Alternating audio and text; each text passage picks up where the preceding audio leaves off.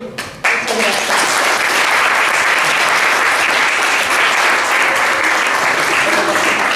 Muchas gracias.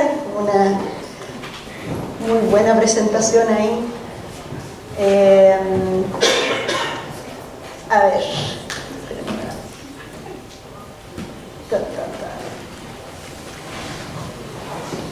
Puse palabras extrañas en el título. Por supuesto, dinosaurios primero, porque es lo que atrae, es lo que queremos, digamos, es lo pop de la paleontología. Si uno piensa en paleontología, dinosaurios es lo que popularmente se viene a la mente. Y puse otros nombres, uno un poco más conocido, gonfoterios, que son elefantes primitivos que vivieron en América del Sur, y los mesotéridos, que son completamente, estoy segura, desconocidos, excepto por algunos que vienen del laboratorio de paleontología y que están aquí en esta exposición. Los voy a llevar un viaje al pasado. Este viaje al pasado va a comenzar en Chile y con una visión en Chile. Este es nuestro planeta Tierra. Un pitito. Este es el planeta Tierra. Estamos en este mundo que tiene agua, tiene continentes, tiene diferentes climas, y en este lugar es donde vivimos y se ha desarrollado toda la historia de la vida en la Tierra que conocemos. Hace 600 millones de años atrás, el planeta lucía de una forma muy diferente. Un casquete polar muy grande hacia el sur, y luego la distribución de cosas que no parecen continentes, no los que reconozcamos hoy en día, ¿cierto? Después va cambiando y se va redistribuyendo. Hace 600 millones de años atrás no había vida sobre los continentes, no habían árboles, no habían plantas. Es haciendo clic sobre la diapositiva. Eso, 600 millones de años atrás, un planeta en donde la vida estaba dentro del mar y no sobre los continentes. Luego hay ciertas fragmentaciones, hay un movimiento de cada una de las masas continentales que nosotros conocemos muy bien, que se mueven por los terremotos y toda esta dinámica terrestre que está formando las montañas, el istmo y las distintas geografías. Ahí se empieza a poner un poco más verde, y es porque la colonización de las plantas empieza a tomar esta superficie expuesta, casquetes polares de nuevo. Luego empieza a formarse un poco algo más conocido con una masa completa en donde las especies se podían distribuir en todo el planeta, y luego se empiezan a fragmentar para llegar, miren, 170 millones de años, ya uno empieza a configurar, 150, un poco la estructura de los planetas que se nos hace más familiar. América del Sur, mano izquierda, mano derecha, África, con algunos mares continentales, haciendo que el clima sea mucho más homogéneo, y muchos cambios topográficos, climáticos, de corrientes, de la distribución de las especies, y todo esto lo hemos heredado nosotros. Hoy en día ya se fueron las glaciaciones, estos casquetes polares que se fueron, y en el presente tenemos una distribución con algunos desiertos, otros lugares como la selva del Amazonas, muy verde, y es el reflejo de toda esta historia que ha ocurrido desde hace muchos millones de años.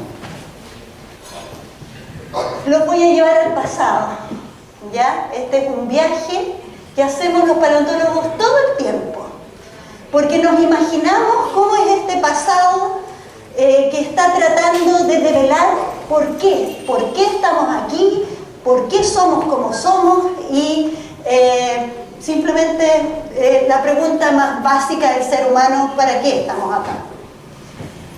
La vida deja su registro de las rocas desde hace más de 4.000 millones de años. Miren, 9 ceros, es enorme. Si estos fueran millones de dólares, tendríamos mucha plata, ¿cierto? Mucho, que nos compraríamos yates, casas, viajaríamos por todo el mundo. Yo pondría museos de historia natural en todo lo largo del Chile, así que si alguien me quiere donar esa plata, por favor, lo ocuparía muy bien. 4.000 millones de años, este registro va quedando grabado en la roca. Les voy a explicar cómo, porque es mi introducción para que entiendan cómo nosotros vamos leyendo este pasado.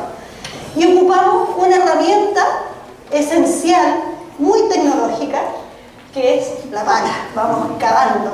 Cavamos esta historia para poder rescatar estos restos que nos están indicando cómo era la vida en el pasado. La vida está grabada en la capa de la tierra y en la profundidad es nuestro libro que estamos leyendo día a día en nuestro laboratorio, en el terreno, cavándose, ensuciándose, yendo a ver qué es lo que tiene nuestro planeta Tierra para contarnos. La paleontología estudia los fósiles. ¿Qué son los fósiles? El vestigio de la vida antigua. Los vestigios pueden ser de diversas formas. Pueden ser los esqueletos de los dinosaurios, pueden ser las huellas de los pasos, las caminatas, pueden ser nidos, hasta las fecas, los huevos, las caparazones, las impresiones de pluma, de hojas, de polen, etc. Todo lo que se nos ocurra de origen orgánico que digamos, ha venido de toda esta evolución de la vida es lo que podemos nosotros estudiar como paleontólogos, y esos son los fósiles. La pregunta clásica. Paleontología muchas veces se confunde con otra ciencia. Cultura humana, paleontólogos no. ¿Ya? Los arqueólogos son los que están estudiando las pirámides, las momias y todas esas cosas. Así que no recibo preguntas que tengan que ver con las momias de Chinchorro o todo tiempos alfareros o los líticos. Yo esas cosas como paleontóloga soy muy poco, algo general como quizás todos ustedes. Nosotros entonces vemos los vestigios de la vida antigua que se ha producido de forma natural, que no tienen que ver con nuestra cultura humana. Entonces, no arqueología, ahí tenía una cruz, se ve muy fea. La fosilización. ¿Cómo diablos es que queda esto grabado en las rocas? De hecho, desde 1700 era una de las dudas más grandes porque parecía una conversión química como si fuera magia. ¿Ya? ¿Cómo yo convierto algo en roca? Ya está en tiempos bíblicos, se hablaba de convertirse en sal, ¿cierto? Hay historias sobre esto. Pero químicamente es un proceso que ocurre cuando el cuerpo de este organismo está enterrado en la tierra y el agua hace una dilución que va transportando los elementos desde la tierra hacia el cuerpo de ese animal y desde el cuerpo del animal hacia la tierra, y así hay un intercambio químico. En ese intercambio químico hay disolución, hay presión, hay temperatura y hay nueva combinación de minerales que hace que se preserven las formas.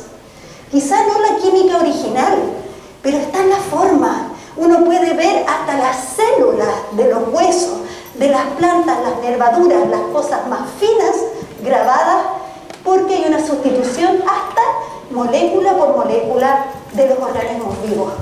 Es tanto el detalle que esto no puede ser magia. O sea, es química y se ha hecho en laboratorio, etcétera. Es ciencia, ¿cierto? Esa es la fosilización. ¿Y cómo ocurre normalmente? Un poco como un cadáver que puede quedar tapadito, ¿cierto? Por un río, queda en un lecho. Ahí se ve cómo se inunda y se empieza a tapar con sedimento de a poco. Además, pueden haber más capas de tierra que lo que hacen es que haya mayor presión, mayor temperatura, porque las capas de arriba van apretando y van facilitando este intercambio químico entre la roca y lo que era un organismo. Y luego, por distintos eventos, puede irse destapando. La erosión, la tectónica con los terremotos que arma grietas, los mismos ríos van lavando los valles y van destapando. Y cuando se destapa, hay alguien que lo puede identificar y empieza a excavar. Y ahí está nuestra pala, nuestro súper arma tecnológica para reconstruir, para hacer este viaje al pasado. ¿Dos vasos? Es muy difícil imaginarse este tiempo. Yo le hablaba ya de 4.000 millones de dólares. El tiempo es plata, ¿cierto? Pero es mucho más fácil ver la proporción de este tiempo con nuestras propias medidas de nuestro cuerpo. Si nosotros tenemos el brazo, ¿cierto? Desde el codo hasta la mano, la mayor parte del tiempo, eso que aparece en amarillo ahí, es el eón proterozoico, hasta casi la base de los dedos. Ese proterozoico es donde evolucionan la mayor parte de los unicelulares. Eucariotas ya tienen núcleo, o sea, las cianobacterias, eso no tiene núcleo, pero otras, la ameba, y los biólogos ahí me darán más ejemplos. Todos los unicelulares reinaron en la Tierra y han dejado sus vestigios durante los primeros 1.400 millones de años de esta historia de la vida en la Tierra que tengo acá. El eón fanerozoico, fanero significa visible, ya todo lo visible es lo multicelular, cuando ya empiezan los grandes artrópodos, que son los insectos, nuestros antepasados que tenían notocorda, o sea, el origen de los vertebrados viene de esa parte, moluscos, corales, vienen del eón fanerozoico y que es donde ocurre toda la diversidad de vida que fácilmente podemos ver sobre la Tierra. Ese cambio se ve en el cámbrico y ahí están los pluricelulares, estos organismos grandes que ya no necesitamos microscopios para verlos. Entonces, recién en el último parte de nuestra mano, ahí están los unicelulares con ejemplos. En el proterozoico están los estromatolitos, que son capitas de seres que son muy pegajosos, son células pegajosas y que pegan granitos y por eso han quedado preservadas en el tiempo. Y otros organismos que cada vez van siendo más complejos. Hasta llegar, miren cómo pongo los dinosaurios ahí, que es un salto gigante entre una célula, un organismo bastante sencillo, entre comillas, hasta un vertebrado mucho más grande, carnívoro, que ocurre en la mitad de nuestro dedo, ¿ya? Y nosotros estamos ahí en la uña, recién en este último lugar de esta proporción de la historia de la vida en la Tierra.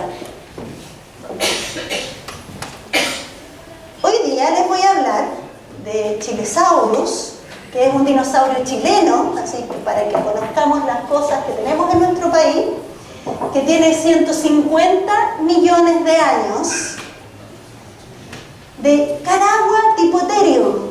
Y esto en la noche traten de pronunciarlo porque va a haber prueba después. Caraguatipotherium, ¿ya? Tiene 11 millones de años, fue parte de un proyecto que continúa desarrollándose y en el laboratorio todos se saben el nombre, por supuesto. Y otro, el Nodiomastodon, que también se llamaba Stegomastodon o Bonfoterio, que vivió aquí en nuestro país hasta hace 10.000 años. Y hay vestigios en Osorno, muy cerca de acá, que han cobrado gran relevancia y van a seguir escuchando sobre ese sitio. Pero no les voy a adelantar mucho por ahora. Vamos a empezar con el dinosaurio. La historia más antigua, 150 millones de años, viene de la región de Aysén, el extremo más austral de nuestro país.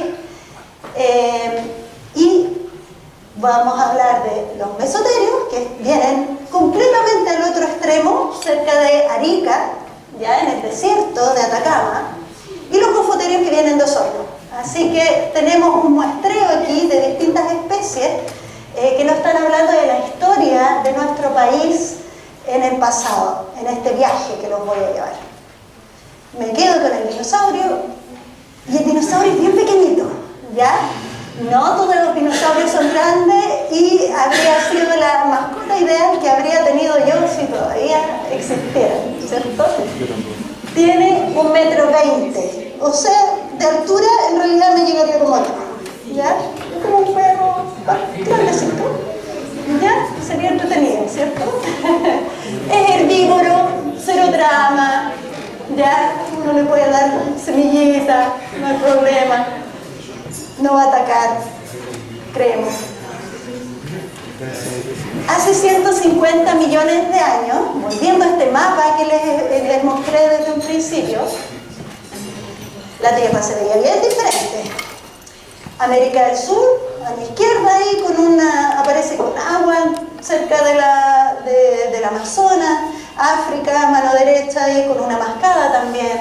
Están todos mucho más juntos, entonces podría haber migración de las especies de un continente a otro. Se ve muy verde también. Tiene que haber habido mucha vegetación en ese tiempo para soportar una fauna que fue realmente muy grande, consumidores de vegetación profesionales que pudieron vivir en este planeta con tanta riqueza de productores primarios que son las plantas.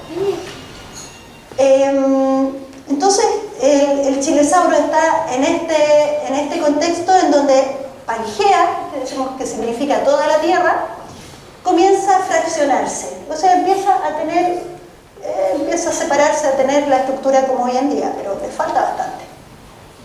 Ahí está Chile Chico, hoy en día glaciares, unos lagos, está todo muy fragmentado. Es nuestro equivalente al Jurassic Park chileno, porque ahí es donde vienen los dinosaurios jurásicos que tenemos, y que es en las cercanías de Chile Chico. De esos 150 millones de años es el Jurásico, en el Mesozoico. En el Jurásico, América del Sur se veía de forma muy diferente.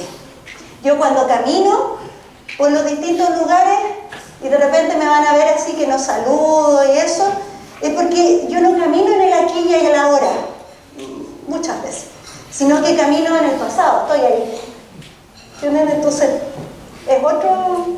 Entonces, en vez de ver gente, porque no existía la gente en ese tiempo, veo las cuencas en donde estaban inundadas con agua y había plesiosaurios, ¿ya? Ictiosaurios en estos cuentos. Era realmente los reptiles marinos los que estaban viviendo en estos mares, que eran mucho más cálidos porque están sobre el continente, entonces es menos profundo que el océano. No existían para nada esos glaciares que existen hoy en día, y algunas montañas que hoy día no son muy grandes, como el masivo del Deseado, que hoy en día no son tan importantes como la cordillera de los Andes, que en ese tiempo no existía. La cordillera de los Andes es bastante reciente. Entonces, Chilesaurus viene de ahí.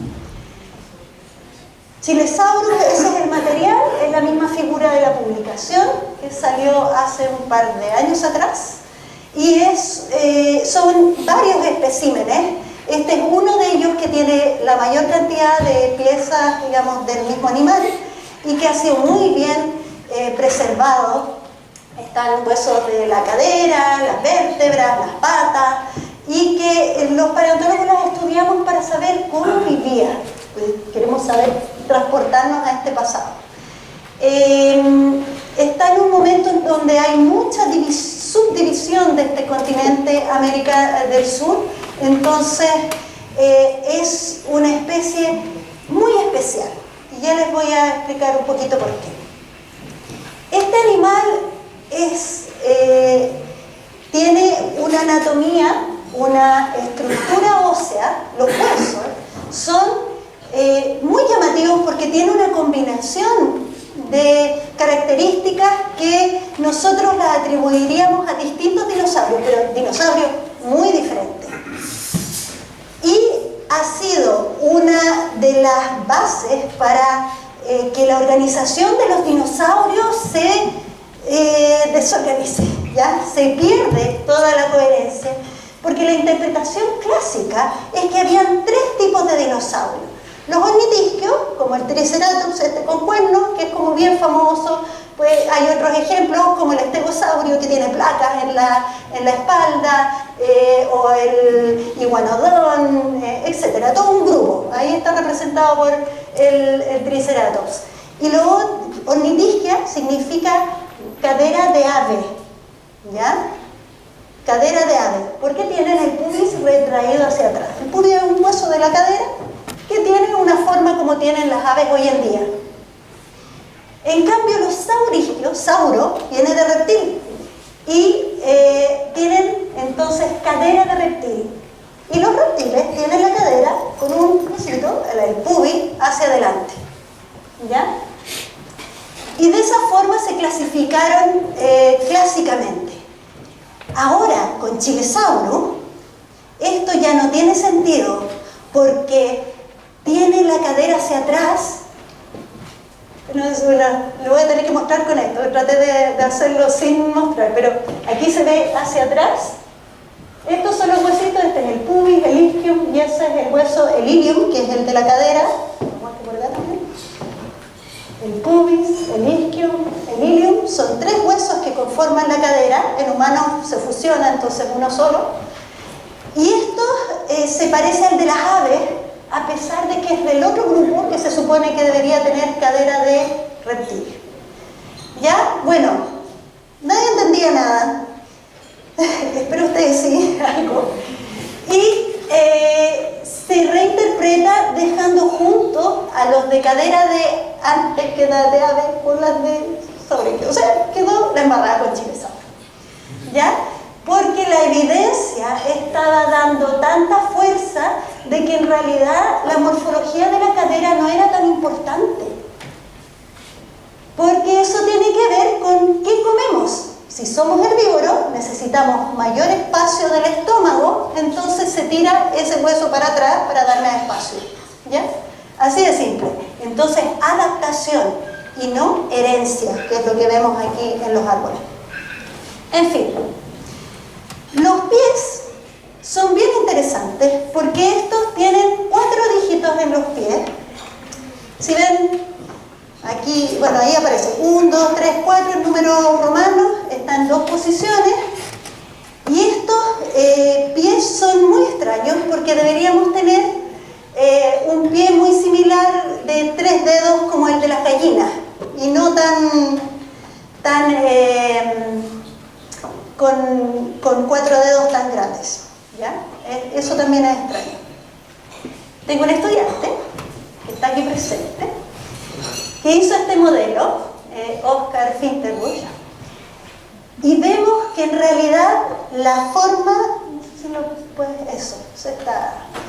de moverse es de un rango de movimiento impresionante, que eso no se ve en muchos de los ornitisquios de estos otros, algunos dinosaurios, y hay otros en que sí se ve. Entonces estamos recién averiguando cómo este pie podría darnos más indicaciones de cómo encontramos a Chilesaurus en el registro.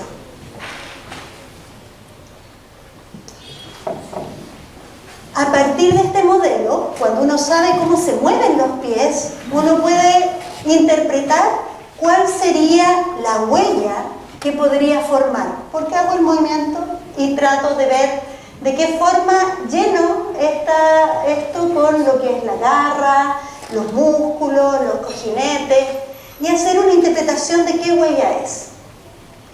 Resulta que en Chile hay un solo lugar en donde se encuentra el Chilesaurus, pero lugares con huellas de dinosaurio del Jurásico superior hay muchos en el país. Ya les voy a presentar solamente 2 lugares, pero hay como 7 u 8 que son formaciones completas, de hecho de Chacarilla, está Chacarilla, Manis y Puca,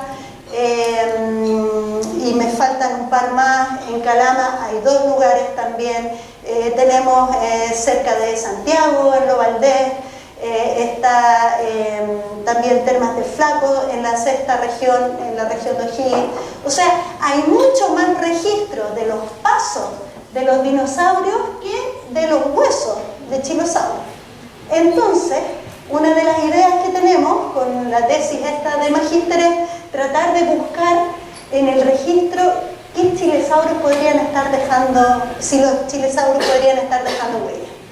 De hecho, esa en la 2, que es una publicación de hace un tiempo atrás, estamos encontrando huellas que tienen marcas de este cuarto dígito, así tal cual como esperamos en chilesaurios. Que la morfología es diferente, habrá que discutirlo, habrá que ver si realmente es este grupo o pertenece a otro, pero estamos tratando de ajustar la información para poder comparar.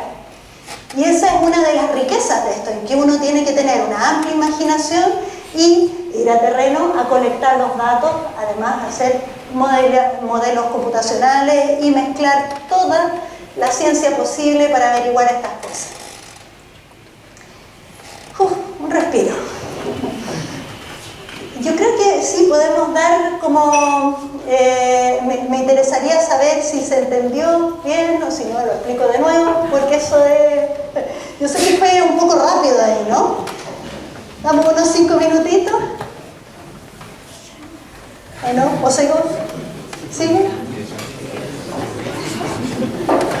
Bien. Ya. Entonces,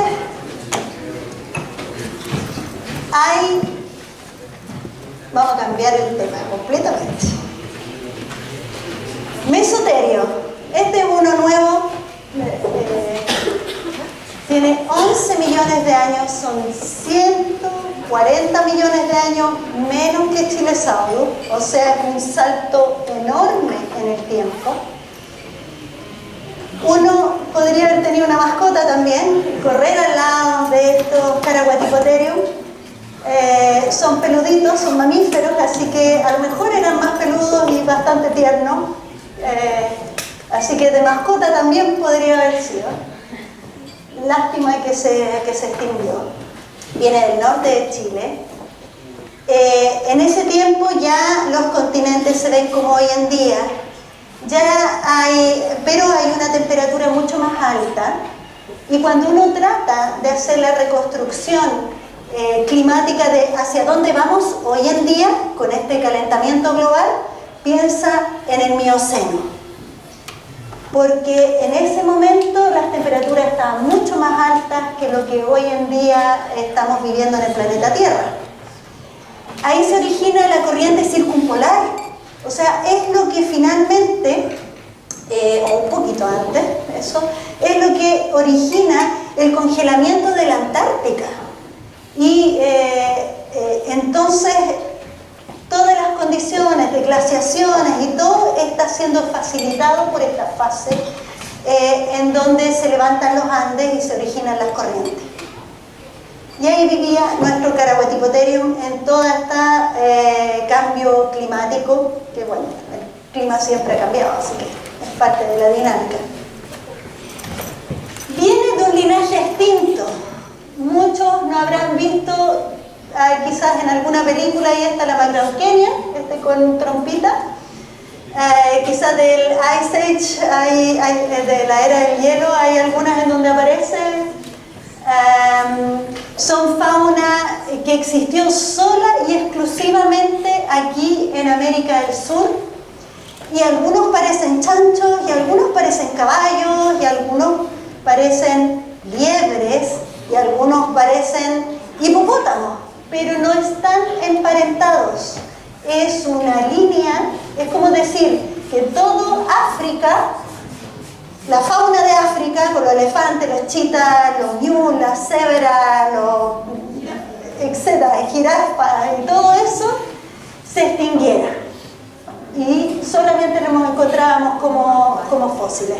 Esos son los no tumulados, o sea, tenemos nosotros aquí, en América del Sur, una diversidad de fauna que no es para nada, que no es igual a ninguna, a la europea, o sea, no van a haber programas de Discovery Channel de esto, no van a haber muchas películas ni nada, porque es de nosotros, de aquí solamente. Entonces somos nosotros los que tenemos que estudiarlo, ¿ya?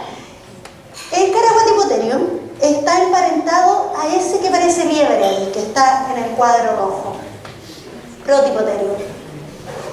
Hay nombres, más nombres raros. Nosotros, como es anatomía y muchas especies, necesitamos los nombres para describir, porque hay tanta diversidad que uno tiene que generar nombres para poder saber a qué se está dirigiendo.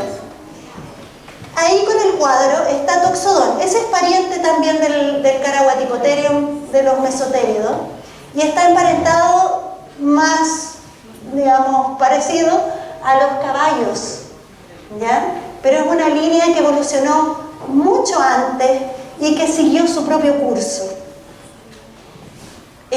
Los mesotéridos son otra gama muy grande. Ahí está, bueno, de los caballos. Y Caraguatipotherium está ahí, dentro de los mesotéridos. O sea, hay muchos fósiles. Yo les voy a hablar de un solo ejemplo, pero hay decenas y decenas, y de cada uno de esos hay varios especímenes. Entonces hay una cantidad de material que es abismante de cada uno de estos animales y, por supuesto, muy pocos museos o lugares en donde los podamos ver aquí en Chile. En Argentina hay algunos, así que esperemos que cambiemos eso aquí y nosotros copiemos los buenos ejemplos. Ese es Caraguatipotherium con la boca abierta, fascinado de estar mostrando sus dientes aquí.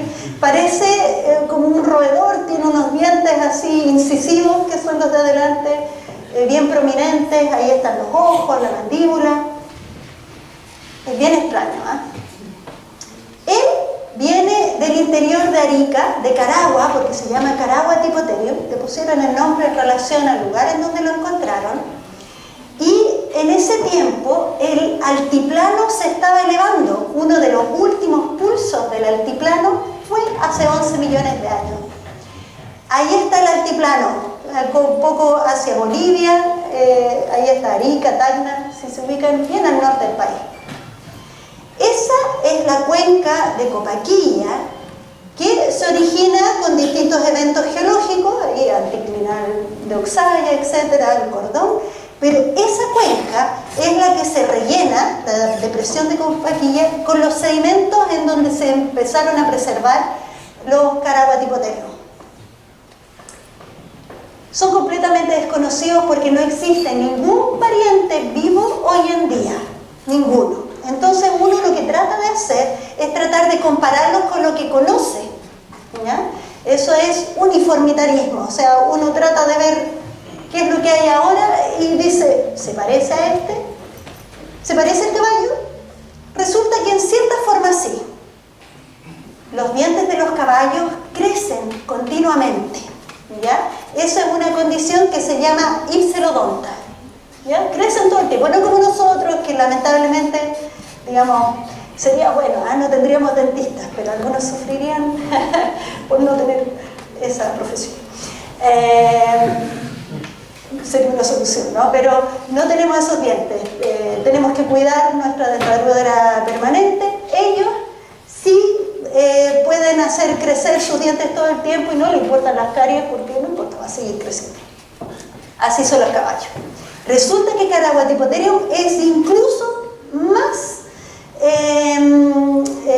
exagerado que el caballo, porque ni siquiera tiene raíz. O sea, es un diente que solamente corona y crece de una forma acelerada, pero de forma gigantesca. O sea, uno ve la forma en que crece y es como aumentar toda la potencia del caballo a 10 veces o 20 veces, mucho. Tiene un crecimiento continuo. Entonces, ¿para qué está ocupando esos dientes? ¿Por qué necesita dientes que se están renovando tan rápido? Uno dice, tendrá que estar comiendo algo duro, algo que haga que estos dientes vayan erosionándose así de rápido. Los caballos hoy en día, y los que conocemos y en el pasado, evolucionaron gracias a la evolución de los pastos. Y los pastos tienen pequeños cristalitos en su estructura que son muy abrasivos. No sé si han visto un pasto, si uno lo pone liso, puede hasta cortar cosas, ¿ya? Porque tiene estos cristalitos en los bordes y son muy duros. Entonces los caballos en realidad necesitan esos dientes de crecimiento continuo para ir adaptándose a esta abrasión tan fuerte de los pastos. Pero resulta que hay un problema con Caraguatipotherium. ¿Había pasto hace 11 millones de años? Hace 11 sí, que son los mesotéridos, evolucionaron este tipo de dentición de crecimiento rápido hace 36 millones de años. Y los pastos aquí en América del Sur recién empiezan a aparecer hace 18 millones de años. Entonces, como que evolucionaron la capacidad de tener dientes tan crecedores antes de que existiera el elemento que los hacía erosionar. Entonces, no deben ser los pastos, algo más tiene que ser. Otros estudios han visto que las marquitas, que el microdesgaste que hay en la superficie de los dientes, indican que son arbustos, que están comiendo arbustos, que son mucho más blandos. En los arbustos siempre hay frutitos, es como cuando uno va a recoger murta ahora, ¿ya? Eso come entre la murta y las ramitas y las hojitas, y es mucho más blando que comer pasto, ¿cierto? Todos nosotros podríamos hacerlo, ¿cierto? Con nuestros dientes que no son tan buenos. Entonces no consumen hierba, no están consumiendo hierba. ¿Y qué otra cosa puede ser? Entonces, no es caballo. Pero ¿cómo logra una alta abrasión? Otra alternativa, de nuevo comparando con algo, es que sea un roedor. A lo mejor está comiendo, está realmente haciendo esto como los castores que cortan la madera, está comiendo cosas como las nueces de las ardillas, que también es un roedor y que roe, por eso se llaman roedores. Y se parece, tiene incisivos grandes, bueno, se le dice rodentiforme, ¿ya? Tiene una dentición así. Pero ¿realmente tiene la función de roedor? Esas son las preguntas que uno se hace cuando es paleontólogo. Va a la base de cómo conoce lo que conoce. No por el parecido, sino que hay que argumentar y buscar la información. Le voy a dar solamente 2 evidencias, pero tengo una lista bien larga. 2 que son las más directas. Una es los incisivos, cómo son estos dientes de adelante, y después la articulación de la mandíbula. Los incisivos en la boca humana son esos que están ahí al principio, el maxilar es el que está arriba, son 4 incisivos en nosotros, vienen 2 caninos, después 4 premolares y los 3 molares de atrás. Les voy a mostrar una foto del Caraguatiphotherium que equivale a esa parte, los incisivos maxilares, bueno, y que tiene los molares también. Aquí está, de lado, ya están los incisivos, que ahí está la I, la P significa premolar, P3, P4, tiene 2 premolares, pero hay un espacio entre ellos, no tiene canino y le falta un incisivo comparado con nosotros, pero sí tiene los 3 molares, así que tiene molares como nosotros, más o menos en composición.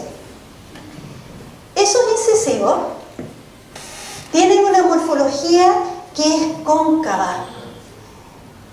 Si yo pongo un incisivo con el otro, lo que voy a hacer es que el movimiento va a ser curvo.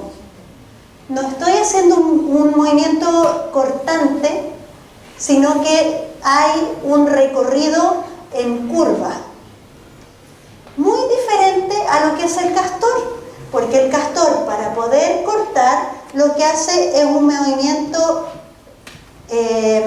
rectilíneo, para adelante y para atrás. Entonces, no es curvo, es recto. Entonces, no está usando los incisivos de la misma forma.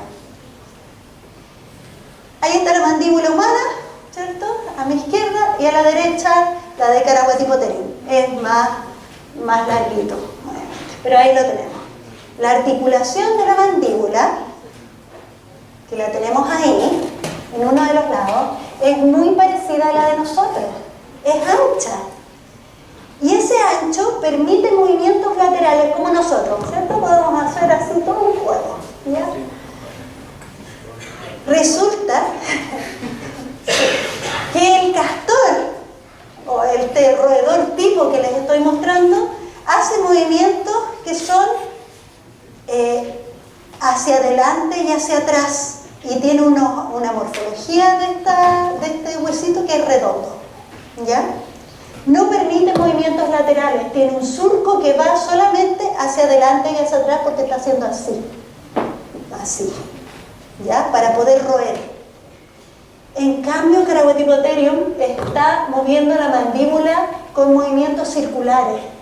Entonces tengo dos evidencias, la articulación y los dientes. Las muelas también me dicen lo mismo, la musculatura, etc. Ahí hay varias tesis que están en proceso. No es un roedor. Entonces, ¿qué es? Resulta que uno trata de reconstruir cómo son los animales en el pasado y se pregunta cosas básicas. ¿Cómo tiene las orejas? ¿Tiene labios grandes? ¿Tiene vibrisas, que son estos bigotes largos? ¿Tiene los orificios de la nariz como el caballo? ¿Como la llama? ¿Como un roedor? ¿Como un ciervo? ¿Cómo son sus tejidos blandos? Porque nosotros tenemos solamente aquí los huesos. Y uno diría, ¿y para qué me sirve así como para dar una imagen nomás? Como ver cómo es. Pero resulta que de esta forma yo estoy investigando sobre preguntas básicas de cómo uno forma un rostro. Y cómo uno tiene la cara que tiene, sea ya la mía o la de Caraguatipotherium, sirve para conocer de qué forma, por ejemplo, reconstruir la cara de una persona que sufrió un accidente. Entonces, estamos atacando a preguntas que son básicas en la evolución de las distintas características que nos rigen a nosotros mismos. Ya, y hay investigación continua, hay estudiantes tesistas, los voy a nombrar, Eleonora Salvadores, Estefanía, Israel, Navia y Jorge Campos, que están investigando cómo son los músculos y cómo estarían comiendo. Y el último es el gonfoterio, de ese, espero que hayan escuchado. ¿Quiénes han escuchado el gonfoterio de aquí de la región? ¿Sí? ¿Sí? Hay varias manos, eso está bueno. Son elefantes que existieron aquí en la región. Se han encontrado hasta en el patio de casas elementos, así que es de nosotros muy local. La verdad, del norte al sur, ahora estamos aquí. Y este sí, ya como mascota, habría sido más difícil de cuidar. Yo creo que es mejor arrancar porque los elefantes hoy en día tienen muy mal carácter, así que puede que no haya sido tan bueno nuestro gonfoterio. El mundo era diferente, está la glaciación, los Andes ya están formados, tenemos un continente muy parecido a lo de hoy en día. Hay este Osorno, que es el lugar en donde vienen los fósiles, que les voy a presentar. Viene del patio de una casa, o sea, ustedes en cada una de sus casas podrían encontrar esos materiales, ¿ya?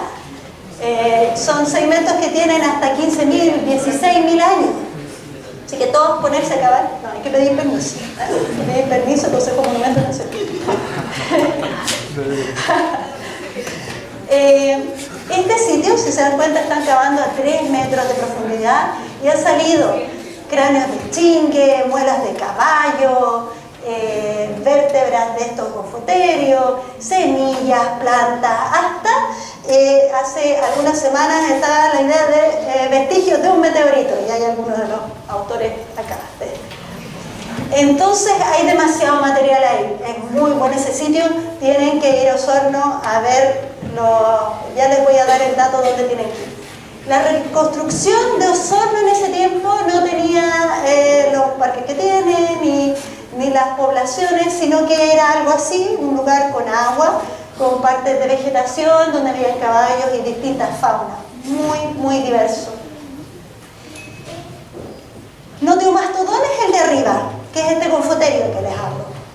La B es el mamut, que viene de Asia, ¿ya? Es como ¿cómo se llama? Mani, de la era del hielo.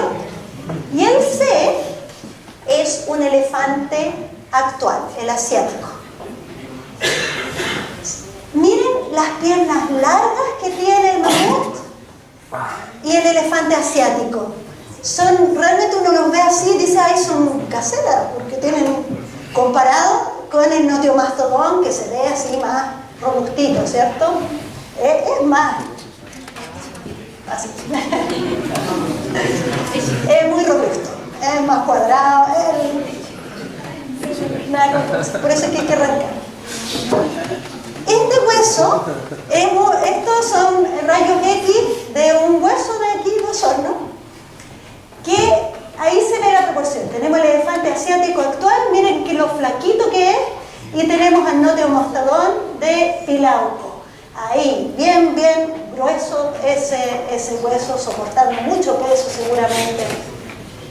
Este hueso es tan grueso que en realidad pensamos que la fauna se podría haber alimentado de esto de forma diferente.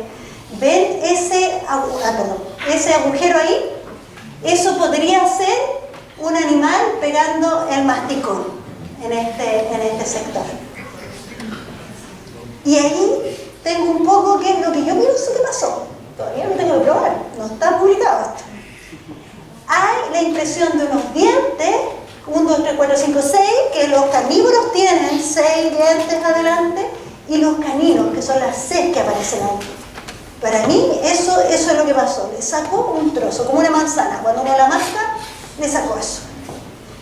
Y ahí hay otro, las 6 implican los caninos, donde la otra parte es la misma parte del hueso, con otra vista, en donde está el trozo faltante. Es una mordida de una pantera, que es más o menos del tamaño de lo que nos imaginamos que debería ser. Esa es la tesis de Eduardo Silva, así que vamos a tratar de ver no solamente el gonfoterio, sino que también la fauna asociada, que son los carnívoros, son más difíciles de encontrar evidencias. La historia continúa. ¿Dónde pueden ver estos fósiles? Están en exhibición en el Parque Chuyaca.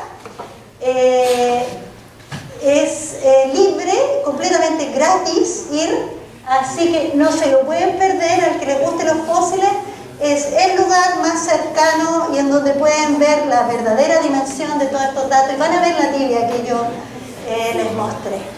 Así que ojalá les den ganas con estos pequeños canapés que les doy de muestra de distintas investigaciones que se están haciendo en distintos tiempos, les dé ganas de continuar preguntándose cómo funciona este mundo. Gracias.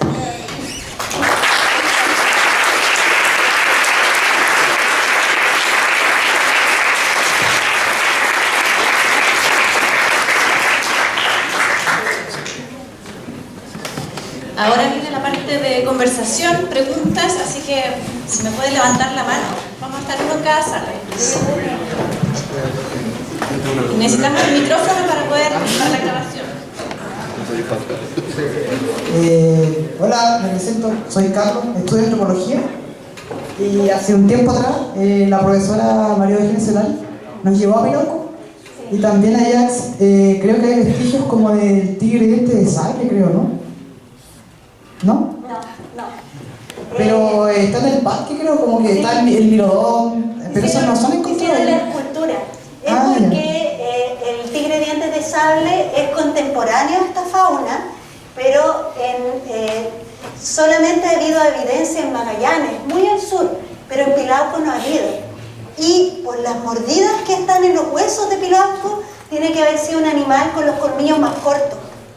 Entonces, hasta ahora no hay evidencia de que haya un tigre, un diente de sable. Pero de todos los animales que yo vi, estaba el caballo americano, el milodón, el tigre diente de sable, el gonfoterio, pero solamente se ha encontrado el gonfoterio y no, de otros 3 como que no... Los otros sí.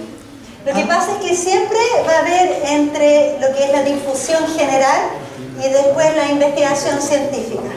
Porque es cool el tigre diente de sable, entonces él se propuso hacer eso. Pero en Pilauco no se encontró esa evidencia. Sin embargo, el que es de milodón, hay algo de vestigio porque hay partes de óseas que están dentro de la piel, los cenastros, que son estos parientes del milodón, que esos sí se han encontrado en el sitio, entonces puede que haya.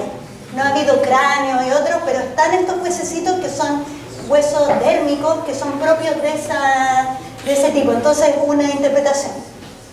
El caballo americano, ese tipo de caballo específicamente no. Hay uno con patas más largas. El que reconstruyeron es uno que viene de más del norte. Es una historia bien, de qué se hace en lo escultórico. Son decisiones como de difusión y no siempre se hacen en base a la información científica así tan estricta, porque además esto va cambiando todo el tiempo.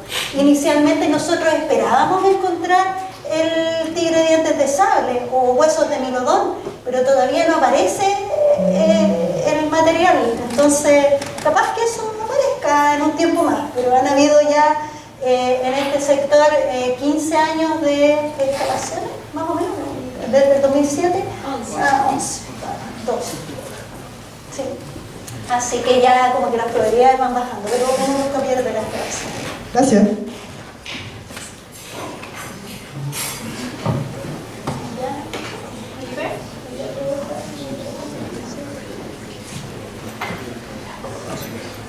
Hola, buenas. Soy estudiante de biología y mi pregunta iba a qué tan específicas son las descripciones de las especies encontradas en fósiles, principalmente porque a mí me gusta el área de taxonomía en Astrobot y la mayoría de las especies están descritas por los órganos sexuales. Entonces, ¿qué pasa, por ejemplo, si tengo dos especies que se asemejan demasiado en la misma localidad tipo? Si hay algo más para poder diferenciarla más allá de la morfología. De muchos de los fósiles que trabajamos, sobre todo que tienen más de 200.000 años, difícilmente tendremos material genético. El estudio que les presenté de Caraguatipotherium, digamos de los mesoterios no tumbulados, emparentados a los caballos, ese se hizo con material genético, ¿ya? Pero uno tiene lo que la visión de paleontólogo es morfológico, esencialmente. Entonces, a no ser que uno tenga mucho material de una población entera, ahí uno recién podría decir cuál es hembra, cuál es macho, si es que tienen diferencias distinguibles. ¿Qué ha ocurrido? Ocurre más digamos, cuando hay hallazgos muy, muy grandes. Pero eso es lo entretenido, es que la ciencia, uno no termina conociendo todo, termina teniendo más preguntas. Y en la medida en que va encontrando más cosas, va cambiando lo que había antes. No hay dogmas. Entonces, si inicialmente uno piensa que hay una sola especie y después descubre que en realidad eran distintas, o una era macho y otra era hembra, vuelve a reorganizar todo, no hay problema. Lo que uno va haciendo va complementando la información en la medida que va teniendo más. Así que ahí uno tiene que ser honesto, ¿no? Con la información que se tiene, se hizo lo que se puede. Gracias.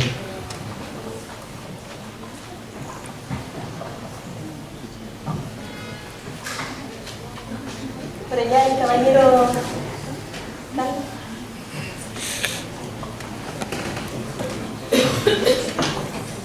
Hola, buenas tardes. Mi consulta es, el chilesaurio es un ornitoisquio. Sabemos que actualmente son las gallinas, descendientes de aquellas líneas. Entonces, para este animal nuestro, ¿su piel tenía plumas o escamas? ¿Qué evidencia tiene? Y la otra pregunta es, ya que hablaste de lo genético, vi un documental del año 2008 donde se encontraban de 65 millones de años tejidos blandos e incluso sangre de dinosaurio. ¿Cuál es la experiencia que han tenido acá en Chile? Ya, muy buenas preguntas. Hay una precisión que las cosas son más complejas de lo que uno quiere en un principio. De hecho, las aves vienen de los saurisquios, de los que tienen pelvis de lagarto, no de los ornitisquios, pero eso se supo después, de que le pusieron el nombre y no se lo cambiaron por normas de la nomenclatura que le da la prioridad al primer nombre, ¿ya? Y no a la evolución de la investigación. Y podría haber tenido plumas, porque las plumas es una característica que evolucionó muy en la base de dinosaurios. De hecho, hay parientes del Triceratops que tiene plumas. No hay evidencia directa de Chilesaurus con pluma, pero podría ser, sí, porque es muy básico. Y la otra pregunta era... hablando de la sangre. Ya, una cosa es tener sangre y la otra es tener material genético. La sangre es una célula y uno puede ver la morfología de la célula. Ahora, las cadenas de aminoácidos, de ácidos y las distintas adenina, guanina y toda esa formación que hace los genes, se disgregan de forma muy fácil en el tiempo, porque como son ácidos, como que interactúan con la química del entorno y se deshacen, ¿ya? Por eso no más de 200.000 años. Pero lo que están haciendo ahora, y en eso participé en una conferencia el año pasado en Canadá, en donde lo que sí se encontraba es la morfología de las proteínas, y con ingeniería de los aminoácidos se está tratando de ver cuál es el código genético que podría generar esas proteínas, y así se está reconstruyendo cuáles son los genes. Entonces, capaz que se pueda. Yo siempre, hace años atrás, hace 20 años atrás, yo decía, los dinosaurios no podemos saber el color de los dinosaurios. Yo les decía a todos mis estudiantes, hacía clases,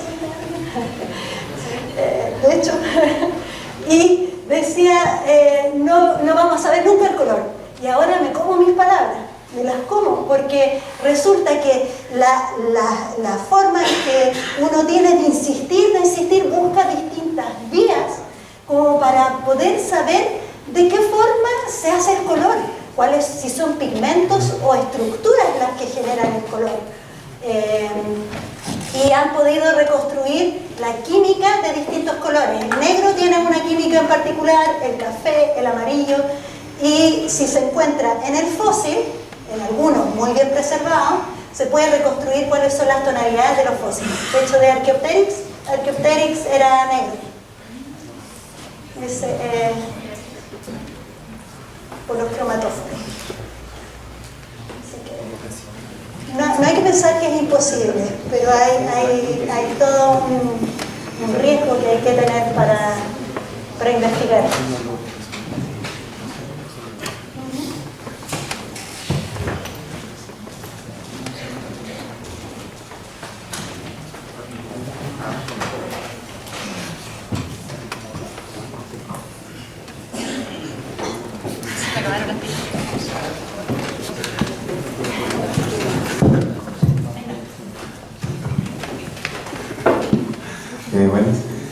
Quería saber si es que había alguna teoría de por qué este elefante que se encontraba acá era tanto más robusto y al parecer de menor estatura que los elefantes actuales, o algo similar, si que no.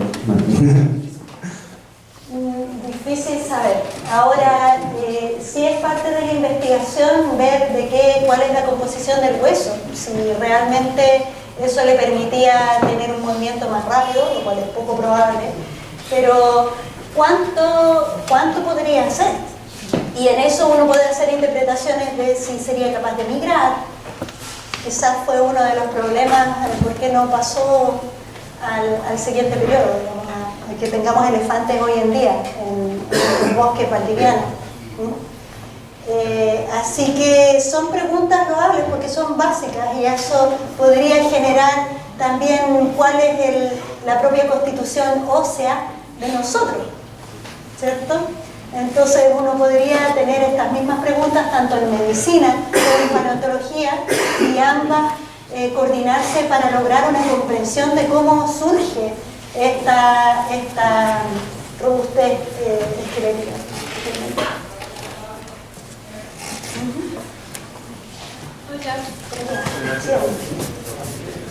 ¿Qué creó el sitio de Pilauco como lugar de fósiles? ¿Cómo? ¿Quién creó el sitio de Pilauco como lugar de fósiles?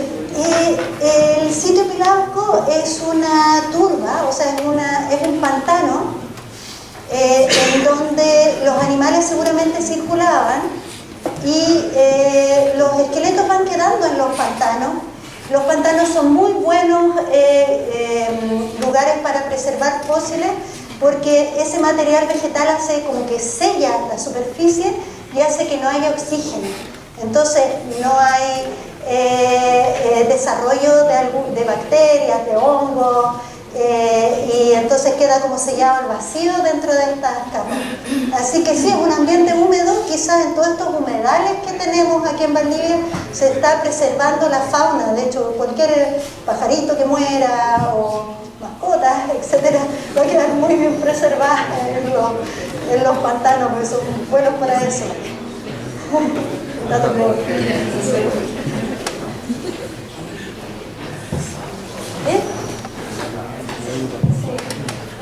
Hola, felicitaciones por la presentación. Quería hacer una consulta. ¿En qué parte están en exhibición los materiales del Caragua tipo Terio? No hay ninguna exhibición actualmente. El holotipo, o sea, el material con el que se hizo el nombre, está en las bodegas está en el lugar de almacenamiento de fósiles del Museo de Historia Natural en Santiago. Estos fósiles están todavía en estudio, están siendo preparados, de hecho todavía siendo extraídos de la roca.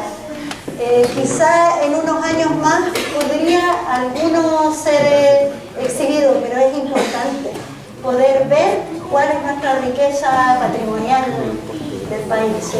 Y en el caso del chilesaurio, ¿está en el Museo de Historia Natural? Sí, está en el Museo de Historia Natural y tengo entendido que ahora está en Magallanes también. Así que en Aysén habría un museo, no lo he visitado todavía, lo tengo pendiente, en donde están mostrando el material. Sí, ahí sí que se puede. Gracias. Yo tengo una pregunta. Si alguien encuentra un fósil en su patio, ¿qué tiene que hacer? Y también, si alguien se da cuenta de que hay algún tipo de tráfico o de cómo se puede denunciar. Eso es muy importante. Los fósiles están protegidos por la ley 17.288, que dice que los fósiles son de patrimonio de toda la nación y por lo tanto están protegidos por el solo hecho de ser fósiles. Entonces, si uno encuentra un fósil, lo primero que tiene que hacer es comunicarlo a la policía, a la PDI o al Consejo de Monumentos Nacionales. Ya hay una oficina aquí en Valdivia, la principal está en Santiago, por supuesto, de esa forma ellos son los que van a ver de qué forma, a quién van a llamar para poder extraer el material o ver qué hacer con eso. Los fósiles se excavan de una forma muy delicada, tratando de conservar toda la información asociada a ese fósil. Si uno llega y lo saca de su contexto, resulta que pierde mucho la ciencia con eso. Así que si llegan a encontrar un fósil, déjenlo tal cual y llamen inmediatamente a la policía, PDI, están protegidos por ley. Cada vez que una constructora hace agujeros, tiene que hacer un estudio si es que hay fósiles en ese lugar y tiene que plantear actividades de manejo de esos materiales. Así que preservemos lo que es nuestro patrimonio, y de esa forma podemos aprender de nuestro país y sentirnos más orgullosos de toda la diversidad que tenemos hoy y en el pasado.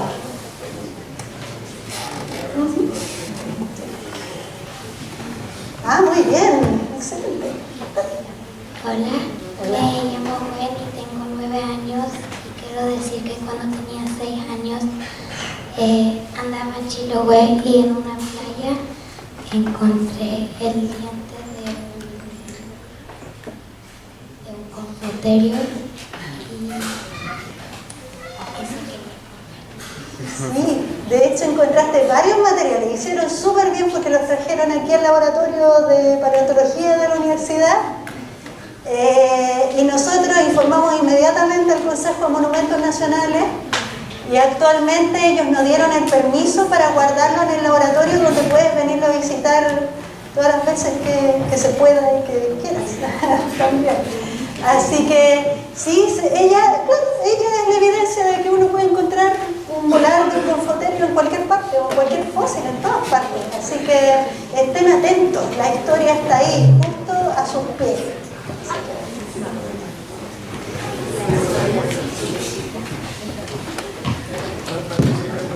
Parece que no hay más preguntas, pero para finalizar quería preguntarte a ti como paleontóloga si hay alguna anécdota o qué es lo que más te ha gustado del trabajo que tú haces, un poco más de la historia de terreno. De terreno, bueno, no sé. Se puedan contar. No, es algo que se puede. Me viene de improviso. No, yo, bueno, a ver, ¿qué de terreno? Hay mucho, o sea, uno en terreno no solamente va a buscar fósiles, sino que además comparte con su equipo de trabajo, se cansa, puede estar caminando. Bueno, Caragua, donde sacamos el Caraguatipotherium, teníamos que caminar 10 kilómetros de ida, en el primer terreno que tuvimos, 10 kilómetros de ida y 10 kilómetros de vuelta, con la mochila con los fósiles.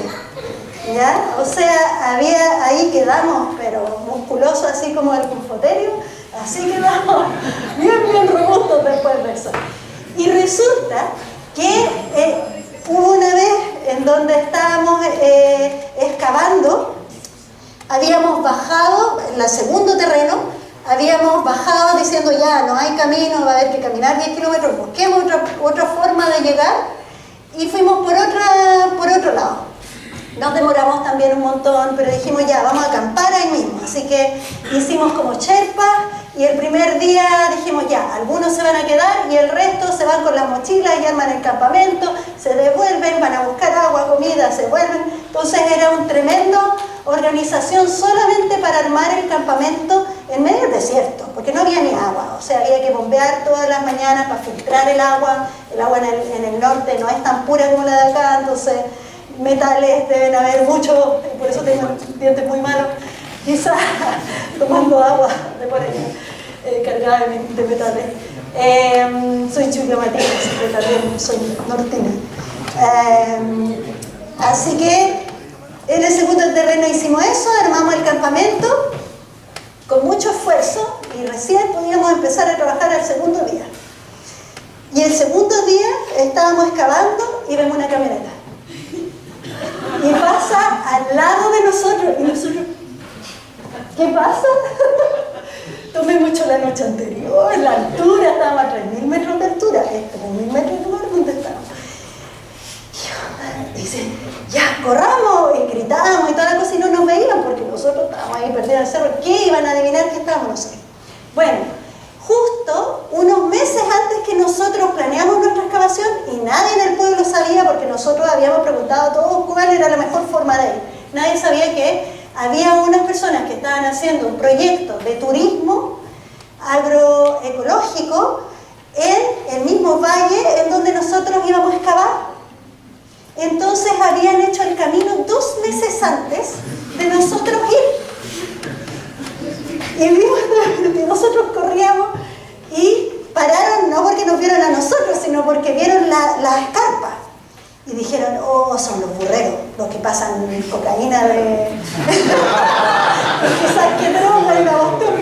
Pero había escarpas, qué sé yo, North Face, como los burreros así medio... Y ahí corriendo a donde había parado la camioneta, y ahí los encontrábamos, les explicamos lo que estábamos haciendo. Esa noche vinieron a nuestro campamento, compartimos unos vinitos, nos hicimos todos amigos. Y resulta que después de eso, de hecho aquí de testigos hay varios, que se quedaron al terreno siguiente, ellos hicieron una casa en donde había con energía solar, había ducha, nos sirvieron la comida. Realmente en 3 años de proyecto Fondesit, o sea, si no hubiera sido por eso, yo no hubiera rescatado tantos fósiles, porque al tercer terreno era comodidad total, así con, no sé, sillas afuera, contemplando ahí un vinito, viendo el atardecer, etc. O sea, estos eventos de que todo se reúne, y además son de apellidos santos. Así que son nuestros santos del terreno. Nos habíamos portado bien, ¿eh?